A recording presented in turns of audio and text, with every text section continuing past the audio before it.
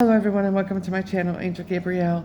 And what I wanted to share with the collective today is the topic on walking away from the people, places, and things in your life that no longer serve your highest good. When you walk away from the things that isn't serving you, you free up both your time and your energy to focus on pursuits, things that align with your goals, your passions, and your values. Learning to walk away from what no longer serves you opens up new opportunities in career paths, creative outlets, and even healthier relationships in general. People tend to hold on to things that are no longer necessary. And when we can cut out the toxicity from our lives, that's when we can heal from the toxicity. When faced with the decision to cut out the toxicity we are failing to let go of, we make excuses at that point. And these excuses are the benefits. And so we also hang on to these things that are so undeserving of our time, energy, because we are giving into the fear. And we all make fear-based decisions in general. And sometimes this is necessary. Anxiety and fear are here to protect us from making decisions that could otherwise hurt us or harm us. Also, self-preservation is another means of protecting ourselves, because we tend to not want to open our heart to people. And then at that time, we tend to self-sabotage the good things. And so I wanted to help you all to see clearly that when you can let go of toxicity, and when you can learn to love yourself, and when you can learn to know your worth and your value, trust me, you're not going to want to put up with toxicity ever again in your lifetime, at least in this lifetime. And anxiety and fear are here to protect us overall from making decisions that could otherwise hurt us. And we're wanting to protect our hearts in general. But constant fear-based decisions can make things become more toxic in general, especially when we are responding to negative things such as what if questions. What if this happens? What if that happens? What if it doesn't go according to plan, etc., etc. And so we tend to blow up the good things that could be the most best and positive things in our lives, because we're operating out of fear rather than operating from a space of, our heart. We're not, a lot of times people make decisions based on their thoughts, their head, instead of making decisions based on their heart. And generally speaking, at some point, we must ask ourselves why we aren't making decisions based on love instead.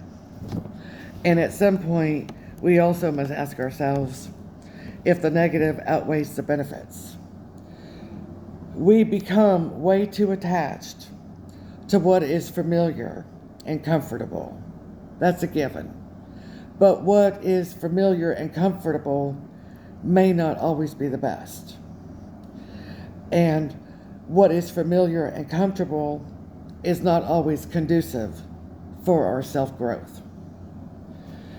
And I've had to learn a lot of things as I've grown more in my spiritual, in my spiritual growth, my personal growth, etc.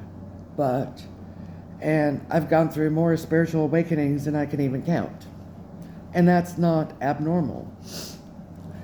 But when we can learn to operate out of you know, coming from a place of not being fearful and coming from our heart space and using our heart instead of,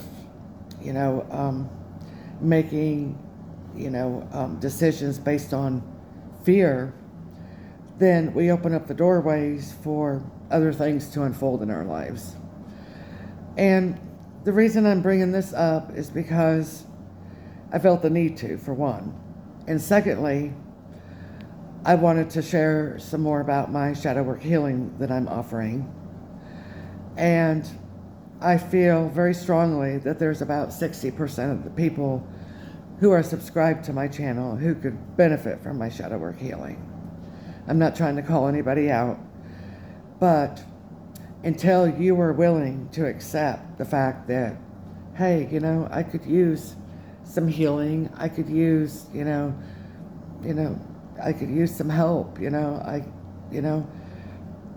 every day we're learning and growing, and there's people that teach me things every single day that I didn't even know.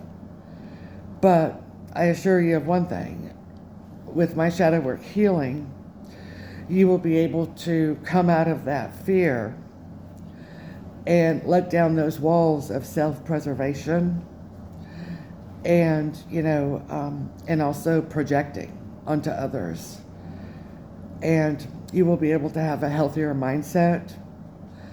And in return, it will help you grow into becoming a better version of yourself. You will be able to think more positively, more healthier. Because when we tend to come from a place of fear, we all get stuck in, in the what ifs, and we also get stuck in overthinking, overanalyzing,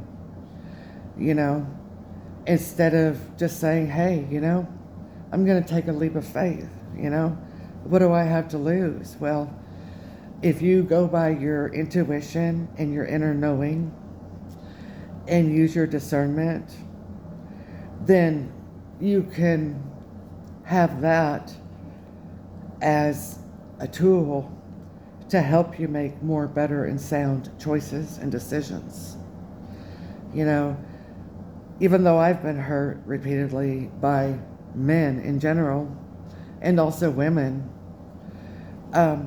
I've also had to learn the art of setting up boundaries, In my shadow work healing that I'm going to be offering, that I am offering, I can help you to set healthy boundaries for yourself, and you will see the difference. The same day and the very next day and the next day and the next day. I want to try to help people get out of a lack mindset and out of a fear-based mindset and help you to grow and prosper so that you're not spinning your wheels in areas that are least productive. If you don't take a leap of faith, where are you going to be? You're going to be in the same situation, the same circumstances, and then you're going to just be wondering, what if I would have taken that leap of faith?